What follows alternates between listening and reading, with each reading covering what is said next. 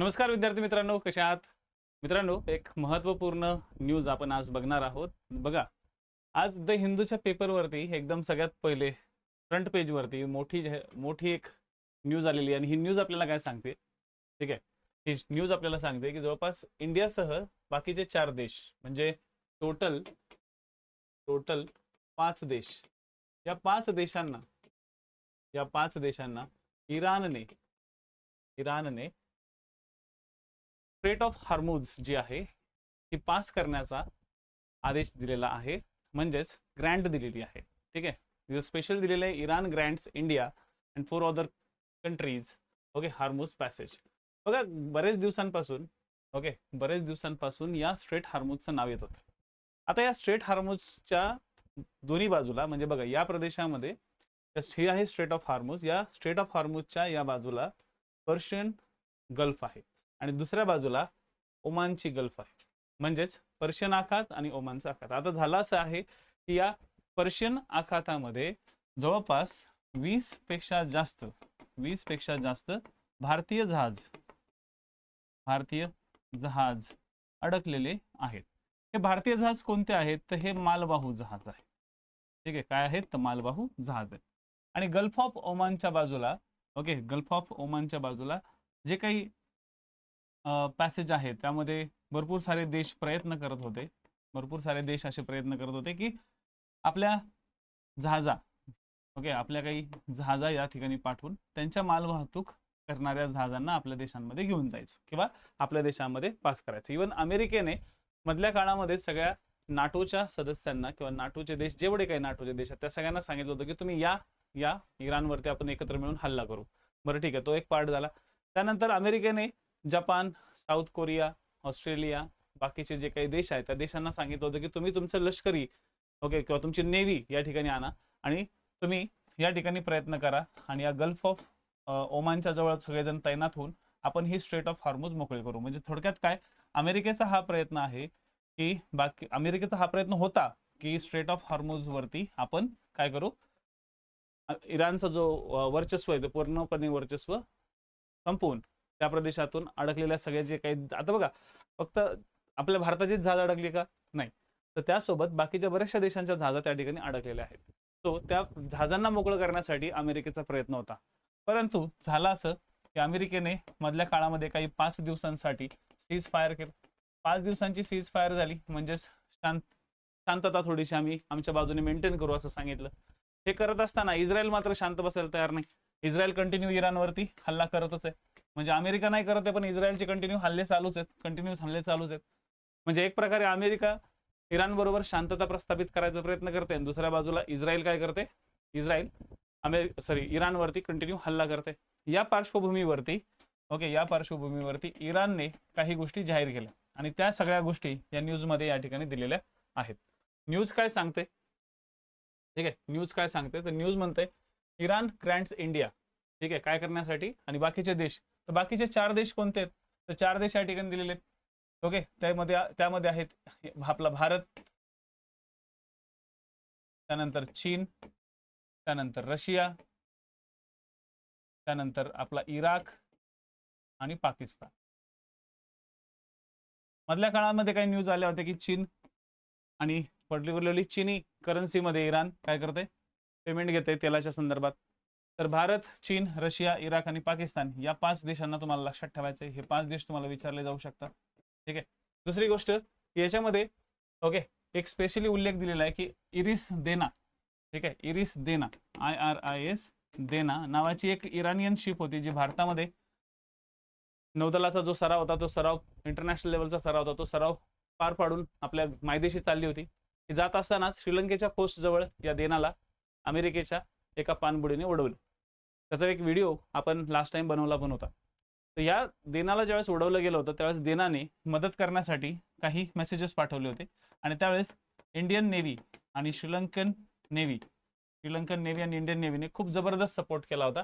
त्यामुळे मिनिस्टर जे आहेत त्यांचे फॉरेन मिनिस्टर असलेले अरागची नावाचे एक त्यांचे फॉरेन मिनिस्टर आहेत, जे की अरागची हे स्पेशली सध्या USA बरोबर ज्या सध्या निगोशिएशन चालू आहे इराणचं, त्या निगोशिएशनचे सगळ्यात महत्त्वाचे प्रमुख आहेत.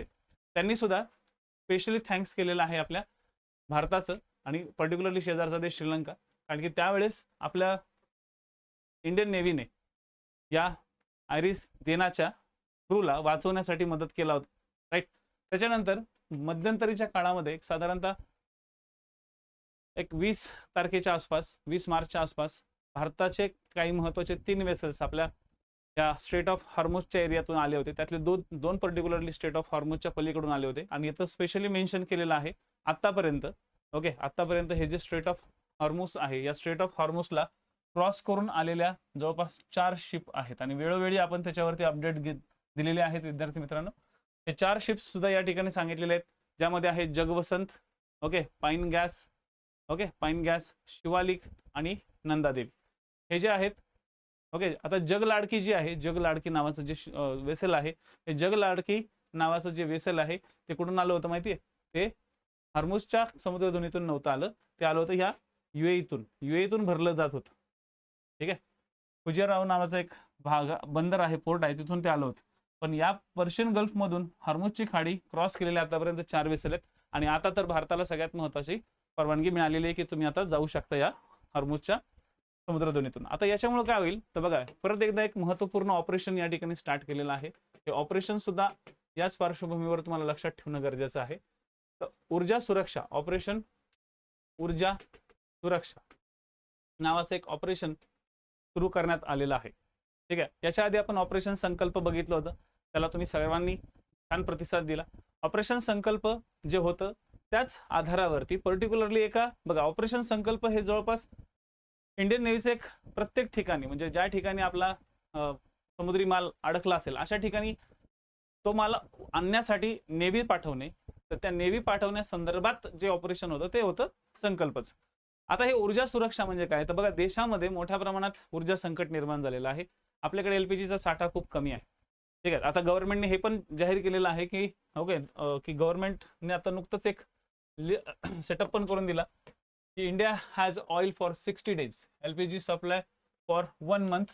ओके, असं गव्हर्नमेंटने स्वतः जाहीर केलेलं आहे आताच. हे सगळे आजच्याच न्यूजपेपरमध्ये सगळ्या गोष्टी झालेल्या आहेत आणि त्यामुळं या सगळ्या पार्श्वभूमीवर आपल्या देशामध्ये नाही म्हटलं तरी ऊर्जा संकट. आता हे आपल्याला निश्चित आहे का ऊर्जा संकट निर्माण होणार आहे? हे आपल्याला निश्चित आहे, पण हे निश्चित आहे का की इराण शांतताचा स्वीकार करेल किंवा अमेरिका शांतता करेल? पर ठीक आहे, इराण अमेरिका जरी शांत झालं तरी इस्रायल तर सतत त्या इराणला गुदगुल्या करतच राहील ना, म्हणजे युद्ध थांबेल याची काही गॅरंटी नाहीये. ओके, याची कोणीच गॅरंटी देत नाहीये, ना मोदीजी देत आहेत ना तिकडे तर ट्रम्प देतोय, कोणीच देत नाही गॅरंटी. आणि म्हणूनच आपल्या भारताने क्लिअर केलेलं आहे की आपल्याकडे साधारणतः 60 दिवसांचं ऑइल आहे आणि 1 महिना आरामशीर पुरेल इथपर्यंत आपल्याकडे काय आहे ते एलपीजी वगैरेचा साठा आपण करून ठेवलेला आहे. पण तरी जर समजा शक्यता बिकट झाली आणि हे युद्ध लांब चाललंच, ठीक आहे, लांब चाललं, तर भविष्यामध्ये आपल्या शिप्सला सुद्धा धोका निर्माण होऊ शकतो. कारण की काय होते बघा, आपली शिप स्टेट ऑफ हॉर्मुझ मधून जाणार. ठीक आहे, आता या शिपवरती भारतीय झेंडा आहे, ही गोष्ट बरोबर आहे. पण समजा इन केस एखादा ड्रोन इस्रायलच्या साईडचा किंवा एखाद्या अमेरिकेच्या बाजूचा एखादी मिसाईल किंवा इस्रायलच्या बाजूने एखादी मिसाईल येऊन तिने या भारताच्या जे काय बघा, साधी सिंपल गोष्ट आहे.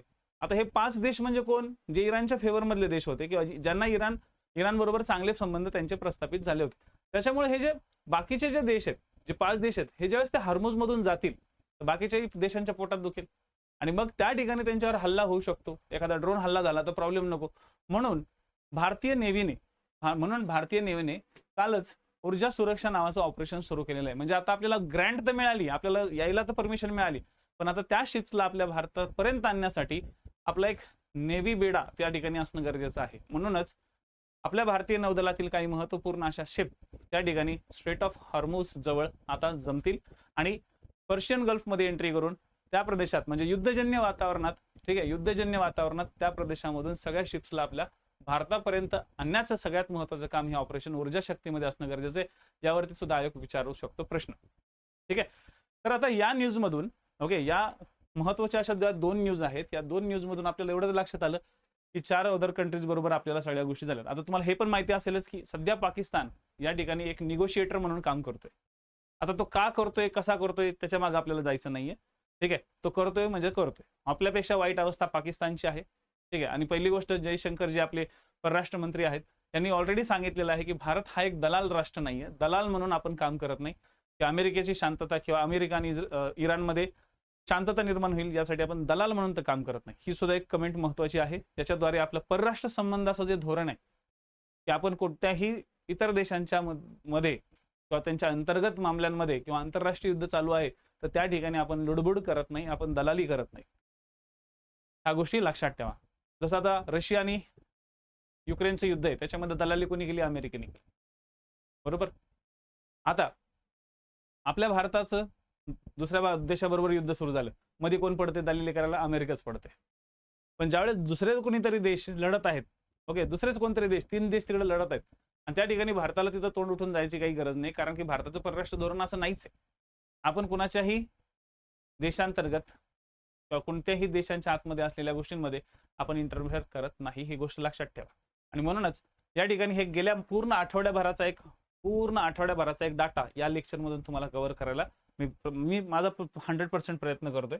ठीक आहे, बघा, India eyes local currency trade for West Asian oil. आता लक्षात घ्या, इथं आणखी एक महत्त्वाचा पॉईंट काय, ठीक आहे, की इंडिया प्रयत्न करत आहे की लोकल करन्सीमध्येच ट्रेड व्हावा वेस्ट बरोबर, डॉलर बरोबर होणार नाही. लक्षात घ्या, डॉलर बरोबर या ठिकाणी ट्रेड केला जाणार नाही. म्हणजेच काय, तर या ठिकाणी बऱ्याच दिवसांपासून त्याच्यावर आपण एक सेपरेट लेक्चर बनवूया की इंडियाचा आणि डॉलरच्या करन्सीचा, इंडियाची करन्सी आणि डॉलरच्या करन्सीचा नक्की काय संबंध आहे. कारण की गेल्या काही दिवसांपासून भारताचं जे चलन आहे खूप मोठ्या प्रमाणात घसरते, अगदी 94 रुपयापर्यंत गेलेलं आहे एका डॉलरच्या तुलनेत. तर त्यावरती एक सेपरेट लेक्चर आपण बघू. पण सध्या तर ह्या न्यूजमध्ये आणि या पुढच्या न्यूजमध्ये फक्त या 2च गोष्टी महत्त्वाच्या आहेत की आपल्याकडे एक साधारणतः काय आहे, तर जवळपास 60 दिवसाचा ऑइलचा साठा आणि LPGचा जवळपास 1 महिन्याचा साठा आता रिझर्व्ह आहे. म्हणजे पॅनिक करण्याची गरज नाही. त्यात एकदम दिल खुश करणारी ही एक न्यूज या ठिकाणी आलेली आहे की आपल्याला ग्रँट मिळालेली आहे स्ट्रेट ऑफ हॉर्मुझ मधून. ह्या बेसिक गोष्टी लक्षात ठेवा. याचं बॅकग्राऊंड मी ऑलरेडी सांगितलेलं आहे. एक नवीन ऑपरेशन सुद्धा सुरू झाले, त्याच्याबद्दल पण मला तुम्हाला डाटा द्यायचा आहे. बघा, एक ही जी स्ट्रेट ऑफ हॉर्मुझ आहे ना, ती खूप महत्त्वाची आहे, कारण की 48, ठीक आहे, काय 48% आपला जो ऑइल आणि LPGचा जो भाग आहे, व्यापार आहे, तो सगळा इथून येतोय. आणि जर हेच ब्लॉक झालं तर आपल्या देशामध्ये ऊर्जा संकट आलं म्हणून समजा. एक प्रकारे आपण जी इरिस देना ज्यावेळेस बुडत होती त्यावेळेस आपण जे मानवतेच्या दृष्टिकोनातून तिथं जी हेल्प केली, कुठल्याही देशाचा विचार न करता आपण त्या ठिकाणी हेल्प केली, ही गोष्ट इराणने सुद्धा लक्षात ठेवलेली आहे. दुसरी गोष्ट, इराणने मधल्या काळामध्ये एक कमिटमेंट केली होती की भारतीय जनतेने सुद्धा आम्हाला जो चांगल्या पद्धतीचा साथ दिला, ओके, जो पॉझिटिव्ह अप्रोच दिला, तो सुद्धा खूप विश्वसनीय आहे आणि चांगला आहे. कारण की लक्षात ठेवा, इरिस देना आपल्या कोस्टच्या जवळ गेली, श्रीलंकेच्या जवळ होती, आपल्या कोस्टच्या जवळ होती. विशेष म्हणजे आपण तिला खास बोलवलं होतं, आपल्याकडे ती पाहुणी म्हणून आली होती आणि पाहुण्यावरती हल्ला झाल्यानंतर आपण अमेरिकेला फोन करत बसणार आहे का? हां ट्रम्प आम्ही जाऊ का मदतीला? आपली पॉलिसी नाही आहे तशी. आपण फॉरेन पॉलिसीमध्ये खूप वेगळे आहोत आणि ह्याच गोष्टी आज आपल्याला चांगल्या पद्धतीने, ओके, आपण म्हणतो ना त्याला एक प्राइज म्हणजे कर्माचं फळ, तेच कर्माचं फळ आपण त्याला म्हणू शकतो. आता काही लोक याच्यावरती वेगवेगळ्या पद्धतीने आक्षेप पण घेऊ शकतात की आपण भारत का तिथं मध्यस्थ करत नाही, का मध्यस्थ करत नाही. तर बघा, आपली फॉरेन पॉलिसी खूप वेगळी आहे. यावरती असलेलं तुमचं मत काय हे तुम्ही नक्की कमेंटमध्ये नक्की सांगा. पण अत्यंत महत्त्वपूर्ण अशा ह्या काही न्यूजचा आढावा तुम्हाला मी या ठिकाणी आज दिलेला आहे. तर असेच महत्त्वाचे व्हिडिओ या ठिकाणी पाहण्यासाठी तुम्ही या चॅनलशी जुळून राहा आणि या चॅनलला सबस्क्राईब नक्की करा. धन्यवाद. जय हिंद.